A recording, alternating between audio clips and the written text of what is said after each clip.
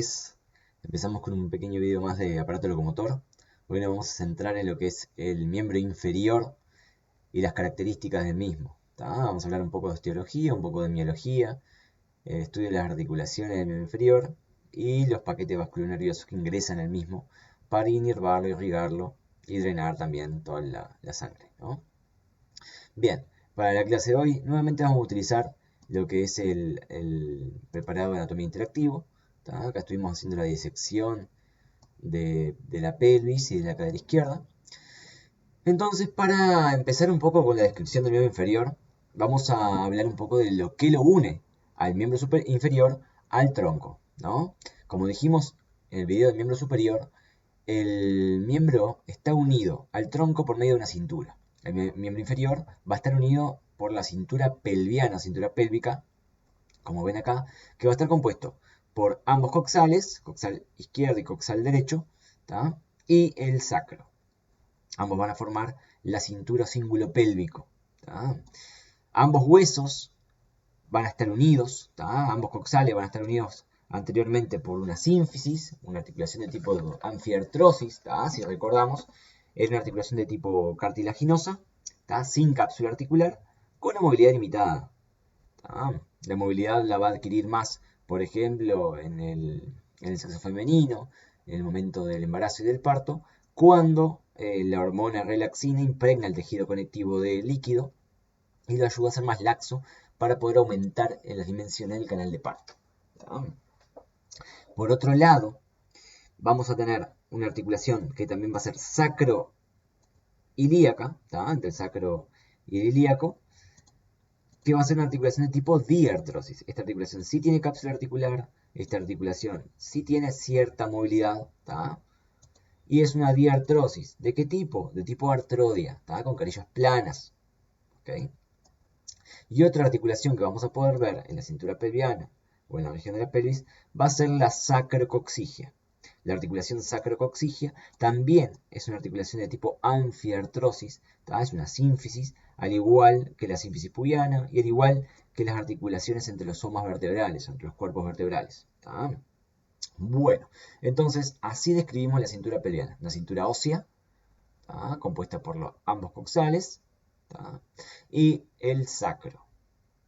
¿Okay? Los coxales, bueno, características importantes de ellos, son huesos grandes, con estos alerones gigantes, formados inicialmente por tres huesos, que van a ser el ilion. Ilion se llama así por los cascos de los romanos, ¿se acuerdan de los cascos con el alerón en el medio? Bueno, ese alerón se llama ilion, por eso se llama ilion esta parte, porque hace recordar eso. Luego, la región púbica, que va a estar formada por esta región, la región más anterointerna del coxal, y la región isquiática o isquion, que va a ser esta rama tan densa a nivel óseo y tan fuerte, que va a estar en el sector más caudal del coxal, donde va a dar lugar a inserción a músculos potentes como los isquiosurales, por ejemplo. Bien, después el coxal tiene varias regiones que hay que mencionarlas, como por ejemplo toda esta región superior, que se llama la cresta ilíaca. La cresta ilíaca, que va a estar acá como la estamos dibujando, toda esta región, va a dar inserción a músculos importantes del abdomen, de la región dorsal, ¿tá? Y la región de la cresta ilíaca va a culminar hacia adelante, hacia anterior, con la espina ilíaca anterosuperior, ¿tá? Donde va a dar lugar a la inserción de músculos como por ejemplo el sartorio, el tensor de la fascia lata también. Y lo que vemos acá, este ligamento tan fuerte y tan importante a nivel anatómico y quirúrgico como es el ligamento inguinal, ¿tá? Que va de la espina ilíaca anterosuperior al tubérculo pubiano, ¿tá? Dando lugar a esta arcada que vemos acá, que va a dar pasaje a uno de los paquetes vasculonerviosos del miembro inferior, que van a ser la vena, la arteria y el nervio femoral, y también lateralmente al músculo ilíaco y el músculo psoas, que se van a unir y se van a insertar en el trocánter menor del fémur.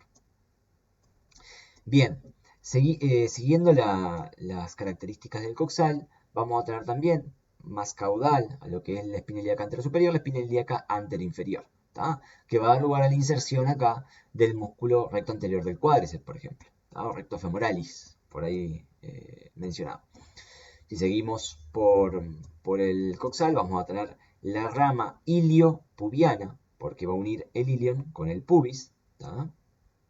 El pubis propiamente dicho, ¿tá? Que es esta región acá, más anterointerna. Y después vamos a tener la rama isquiopubiana, ¿tá? Que va a descender desde el pubis hasta el isquion. ¿Tá? Y el isquion, bueno, la región que mencionamos anteriormente, esta región tan densa y rugosa, en la porción más caudal del coxal y posterior. ¿Tá? Muy bien. Luego, posteriormente, el coxal va a tener una espina ilíaca postero superior y una espina ilíaca postero inferior. ¿Tá? En una postura normal, ¿tá? De un paciente, digamos, con una pelvis en normalidad, la altura de la espina ilíaca antero superior y la espina ilíaca postero inferior debería estar a equidistante, o sea, deberían estar al mismo nivel. ¿Tá? Si la espina ilíaca antero superior está por debajo de la espina ilíaca postero inferior, quiere decir que la pelvis está en anteversión pélvica. ¿Tá? Y si pasa lo contrario, la espina ilíaca antero superior está por encima y la espina ilíaca postero inferior está por debajo, quiere decir que estamos en una retroversión pélvica. Esa rotación que va a ser la pelvis en ese eje transversal. ¿Tá? No confundir con antepulsión, que es cuando la pelvis se desplaza hacia adelante, o retropulsión, que es cuando la pelvis se desplaza hacia atrás. ¿Tá? Bien. Después podemos mencionar lo siguiente, que en la cintura pélvica vamos a tener entonces articulaciones de tipo anfiartrosis, ¿tá? O cartilaginosas, y articulaciones de tipo diartrosis, ¿tá? O sinoviales, como quieran llamarlas. ¿Ok? La sinovial que vamos a tener es la sacroilíaca de tipo artroide. Bien, después, uniendo lo que es la pelvis ósea con el miembro inferior, vamos a tener esta articulación acá, que la llamamos articulación coxofemoral o articulación de la cadera. Esta articulación es una diartrosis de tipo enartrosis, al igual que la glenumeral, que permite gran movilidad, ¿tá? Movilidad en flexión, en extensión, en rotación, en abducción y en aducción. ¿Tá? A diferencia de la glenumeral, la coxofemoral presenta mayor estabilidad, dada por la profundidad del acetábulo y la cápsula articular que recién la quitamos, que genera una presión negativa muy fuerte a este nivel, ¿tá? Favoreciendo mucho la coaptación articular. Recordemos que coaptación es la fuerza de atracción que existe entre una carilla articular y la otra, ¿tá? Dada por la presión negativa que existe dentro de la cápsula articular. ¿Tá? Y también va a estar dada por lo que es la congruencia articular. ¿Tá? Mencionamos que la congruencia es la reciprocidad que presentan las carillas articulares. Por ejemplo, el acetábulo va a tener una forma cóncava y la cabeza femoral una forma convexa, esferoidal, ¿tá? Que van a encajar perfectamente. Entonces la congruencia articular acá va a ser perfecta, ¿tá? Mejorando así la estabilidad.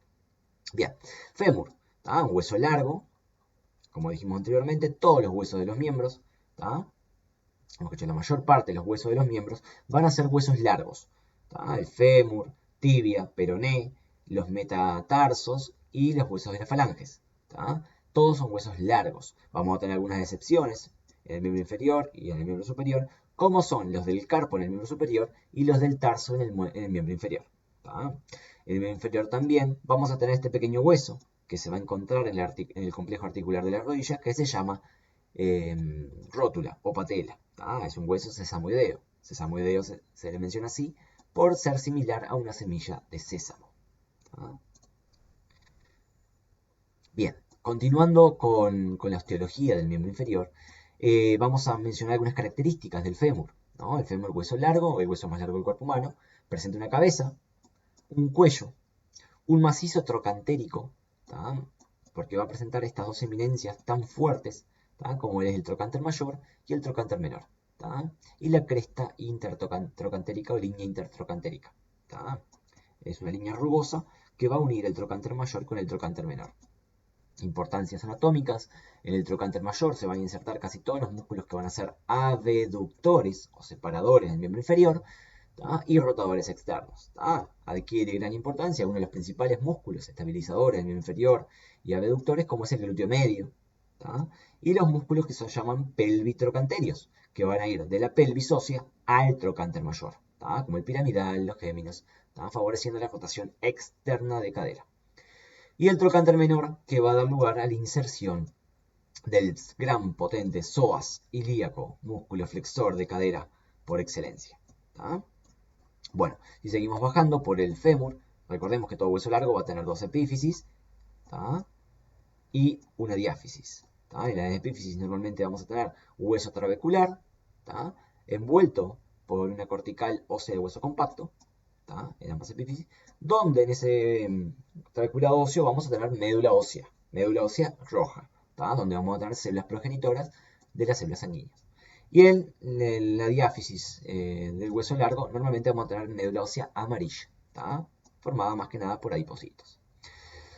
En este caso, en este preparado anatómico y virtual, no se puede apreciar bien, pero el fémur en la región posterior va a tener una línea áspera donde se va a trifurcar, dando lugar a la inserción de potentes músculos. Dentro de ellos el glúteo mayor, ¿tá? El vasto interno femoral y también el músculo pectíneo.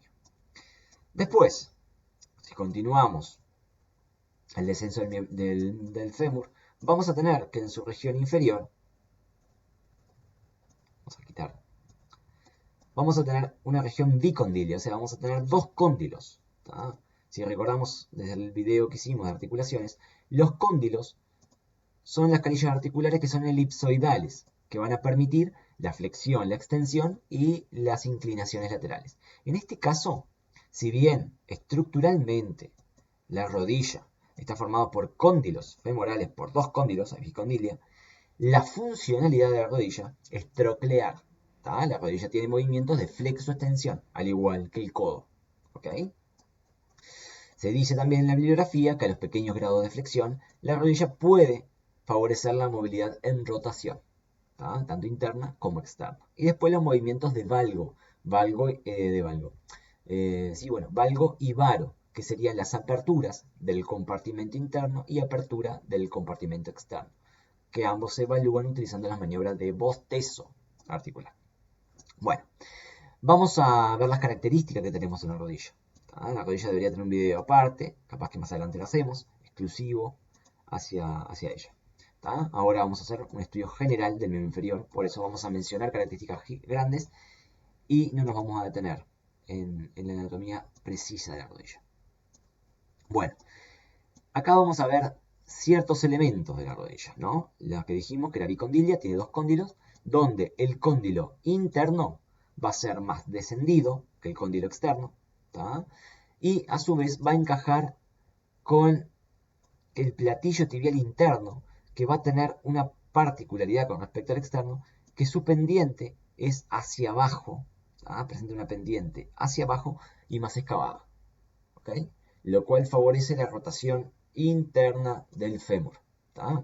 En casos como en hipermovilidad articular o que la persona tenga un síndrome de hiperlaxitud ligamentaria, permite que el fémur haga rotaciones internas, ¿tá?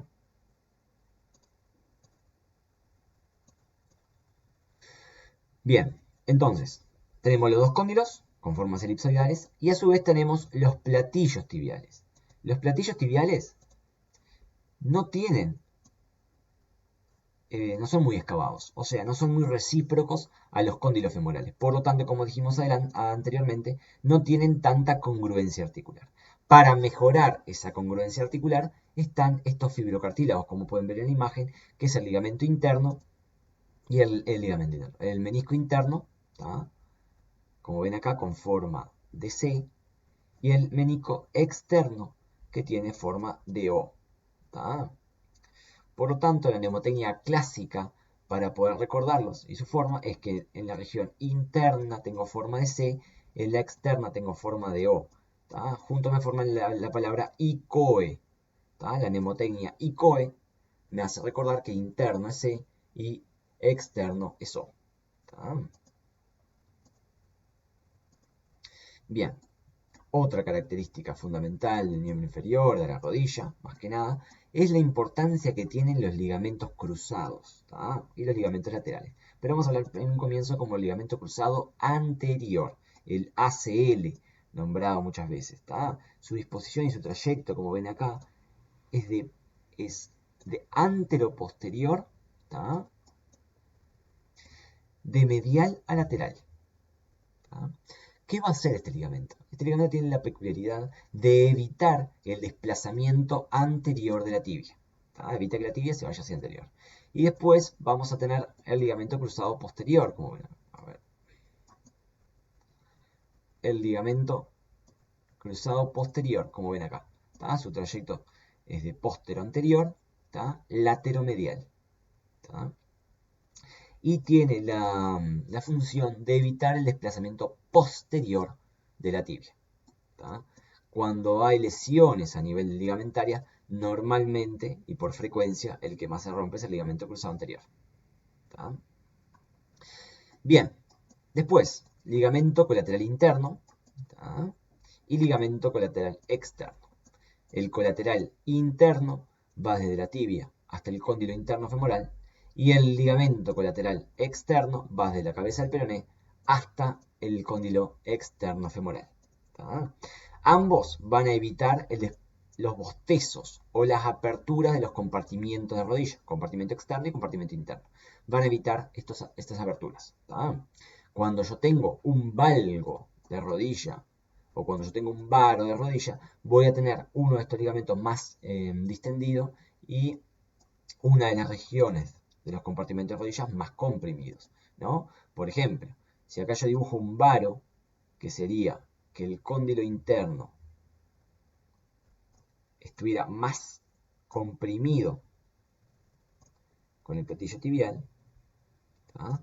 Esta región estaría más comprimida, el cartílago articular tanto del cóndilo como de la tibia estarían más comprimidos junto con todos los elementos del compartimento interno y el ligamento externo estaría más distendido. ¿Tá? O sea que tendríamos una apertura lateral. ¿Tá? Esto se llama bostezo externo. El bostezo externo se ve en el valgo, ¿tá? Valgo de rodilla. ¿Tá? Lo opuesto a esto sucede en el varo. Perdón, acá tenemos un varo de rodilla. Discúlpenme. Varo de rodilla. Lo opuesto a esto va a suceder en el valgo. ¿Tá? ¿Qué sucede en el valgo? Bueno, en el valgo va a pasar que se va a comprimir más el compartimento externo de rodilla. ¿Tá? Ahora sí, pongamos bien valgo, disculpen. Es muy temprano en la mañana. Y el café aún no hizo efecto. Entonces, en un valgo yo voy a comprimir más el compartimento externo y voy a distender más el compartimento interno. ¿Tá? Esto sucede en el valgo. ¿Tá? ¿Ok? Y en el varo, lo contrario. Normalmente, cuando se hacen cirugías ortopédicas, en el caso de colocación de prótesis de rodilla, se trata de solucionar el valgo y el varo, ¿tá? Corrigiendo con ciertas osteotomías, o sea, cortes óseos, para poder hacer que la rodilla quede lo más alineada posible. ¿Tá? Muy bien, vamos a seguir, para no detenernos tanto en rodilla. Bueno, tibia, llegamos a la región de la pierna. Recordemos que el miembro inferior va a tener región cintura pélvica, cadera, muslo, que está compuesto por el fémur, rodilla, que es un complejo articular formado por la articulación fémuro-tibial, como vimos anteriormente, y la articulación formada entre la rótula y el fémur. ¿Tá? Vamos a ver un poquito esa parte que no la vimos anteriormente, pero se me fue un poco en la disección de la rótula.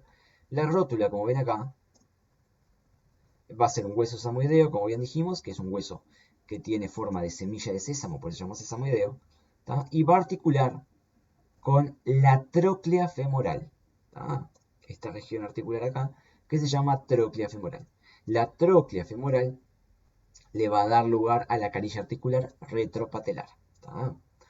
Si recordamos un poco también de las características anatómicas, es que la tróclea femoral, ¿tá?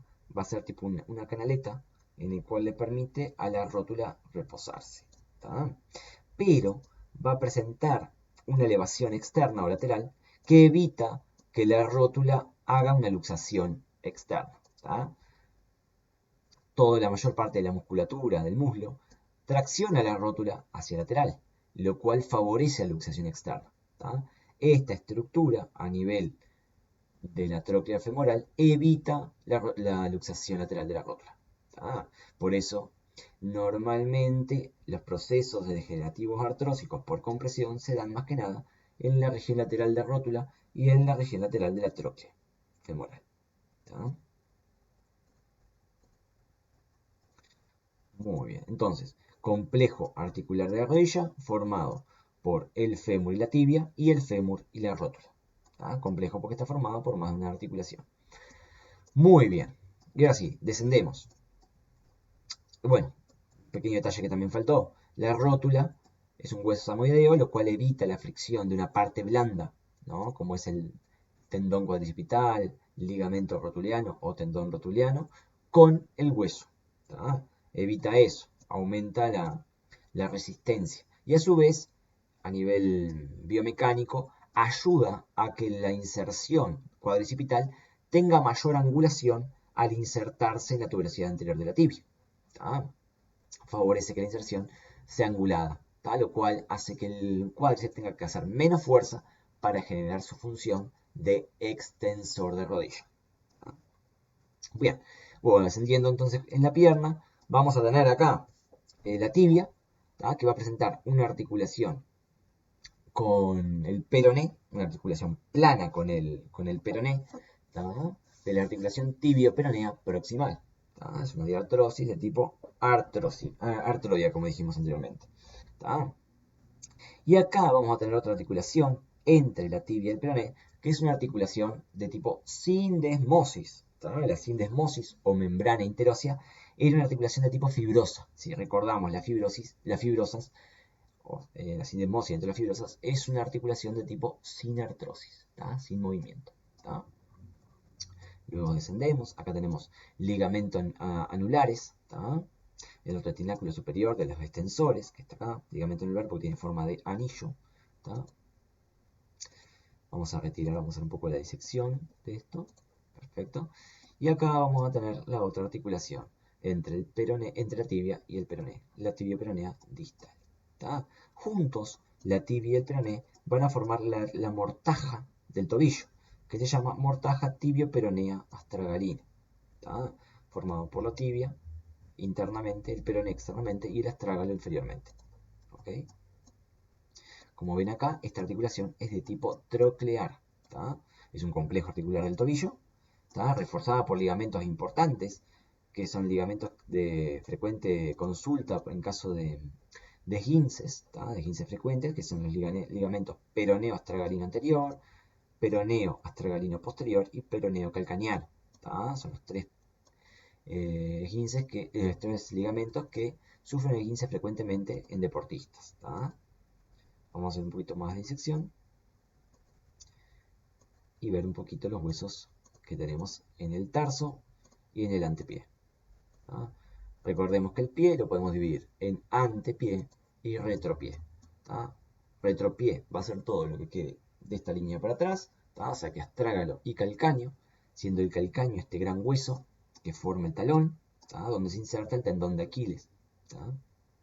Y el astrágalo, este hueso, donde va a caer todo el peso corporal proveniente de la tibia, en este caso. ¿Tá? El astrágalo y el calcáneo van a estar unidos por las articulaciones subastragalinas, que van a ser dos. Luego, estos huesos se van a unir con los huesitos del antepié, que vamos a tener las cuñas, que tenemos cuña medial, ¿tá? Cuña intermedia, cuña lateral. Y después por debajo vamos a tener el cuboides. ¿Tá? Bueno, faltó mencionar que entre el astrágalo y las cuñas vamos a tener otro pequeño hueso que también es un hueso corto, denominado narvicular o escafoides. ¿Tá? Si recordamos escafoides, también lo tenemos en la muñeca, lo tenemos en el carpo. Entonces tenemos astrágalo, calcáneo, escafoides, cuña medial, cuña intermedia, cuña lateral y cuboides. ¿Tá? Y acá formamos lo que son los huesecillos del tarso. ¿Tá? A diferencia de la mano, que teníamos 8 huesos del carpo, acá tenemos 7 huesos del tarso. ¿Tá? Bien, y a continuación, también análogamente a la mano, vamos a tener el metacarpiano, 1, 2, 3, 4 y 5. Los 5 metacarpianos. Y las falanges, siendo la falange del dedo gordo 2, proximal y distal, y la falange del resto de los dedos proximal, media y distal. Bien, vamos a mencionar un par de cositas más y cortamos el video para que no sea tan largo y no sea tan tedioso. Para los que llegaron hasta acá, vamos a ver un poquito de cómo se inerva y cómo se irriga el miembro inferior. A grandes rasgos, van a haber 3 entradas vasculonerviosas al miembro inferior. La primera y más importante, la entrada que pasa por debajo del ligamento inguinal, lo cual es el paquete vasculonervioso femoral o crural, compuesto por la arteria femoral, la vena femoral y el nervio femoral, o nervio crural. El nervio crural, por ejemplo, va a provenir de las ramas L2 y L4 a nivel lumbar, del plexo crural, o sea, anastomosis arteriales, anastomosis nerviosas que van a formar el nervio crural, de las ramas de L2 a L4, plexo lumbar. Después, la arteria femoral, que es la arteria ilíaca, y cuando pasa por debajo del ligamento inguinal se transforma en arteria femoral, la arteria ilíaca externa. Y después, la vena femoral. Recuerden que de adentro hacia afuera es van, o sea, van de adentro hacia afuera. Van porque es vena, arteria y nervio. Van a pasar, en este caso justo retiramos, vamos a ver si podemos ver acá, van a pasar entre este músculo, que si lo recordamos es el sartorio, que va a ir, como dijimos hoy, desde la espina ilíaca antero superior hasta la pata de ganso, que es una región una región superior anterolateral de la tibia, anterointerna de la tibia. Van a ir entre el sartorio y el aductor largo. Van a formar este triángulo, si ven acá, de importancia también anatomoquirúrgica, que este triángulo se llama triángulo de Scarpa, donde pasan la vena, la arteria y el nervio. Van, recordemos esto. ¿Okay? Bien, otro de los paquetes vasculonerviosos importantes, que van a ingresar al miembro inferior, van a ser el paquete obturador, que va a estar compuesto, que van a ser por las estructuras que pasan por dentro del agujero obturador, que van a ser el nervio obturador, como ven acá, la arteria obturatriz y la vena obturatriz. Este también va a ser el paquete vasculonervioso de la región del miembro inferior obturador. El nervio femoral va a inervar toda la musculatura anterior de cuádriceps. El nervio obturador va a inervar lo que se encuentra en la región media, a excepción del pectíneo, que ya lo sacamos, del pectíneo y del aductor largo. Y después vamos a tener una tercera entrada vasculonerviosa, vamos a sacar el glúteo mayor, que se va a encontrar a nivel glútea, que vamos a tener a este gran nervio que es el nervio ciático, el nervio más largo y grande del cuerpo humano, la arteria glútea inferior, la arteria glútea superior y las venas glúteas.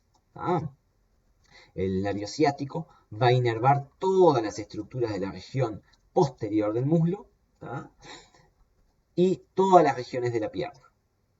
¿Okay? Y bueno, las arterias glúteas se van a anastomosar con la arteria femoral, con ramas de la arteria femoral, en la región superior. Y también va a dar ramas para los aductores. A ver si me aparece acá. Ahí va. La arteria glútea va a dar algunas ramas para los aductores también. Pero lo más importante es que la arteria glútea se anastomosa con ramas de la arteria femoral, por ejemplo, generando las arterias circunflejas que van a irrigar toda la parte del cuello femoral y cabeza femoral. Muy bien. Bueno, vamos a dejar por acá este video de miembros inferiores. A grandes rasgos mencionamos las características más importantes con respecto a huesos y los ilios. Recordemos que los ilios son la región de entrada vasculonerviosa al miembro inferior.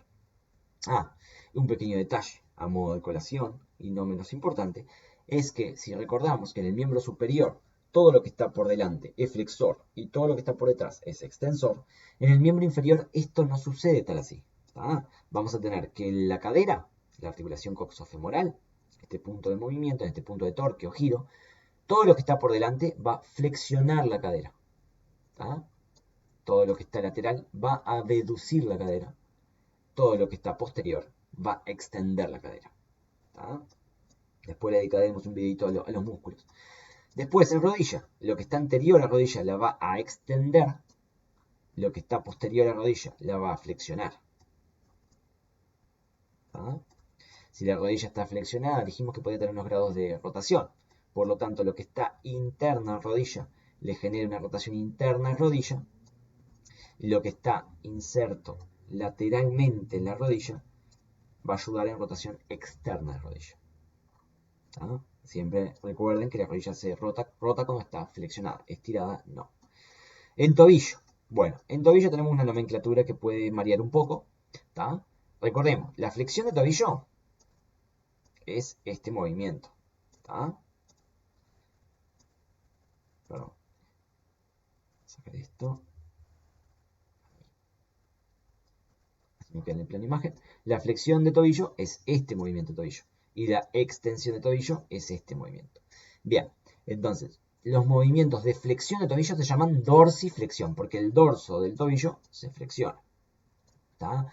Y la extensión de tobillo se llama flexión plantar, porque la planta se flexiona. ¿Tá?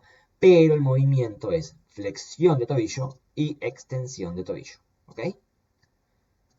Pequeña aclaración, ¿tá? Para evitar malos entendidos y confusiones. Entonces, todas las dorsiflexiones o la flexión de tobillo va a estar dada por la musculatura anterior. ¿Tá? Y toda la extensión de tobillo va a estar dada por la musculatura posterior. ¿Ok? Bueno, ahora sí, sin más preámbulo, vamos a dejar por acá el videito de hoy. ¿Tá? Espero que les guste y que no se haya hecho muy largo.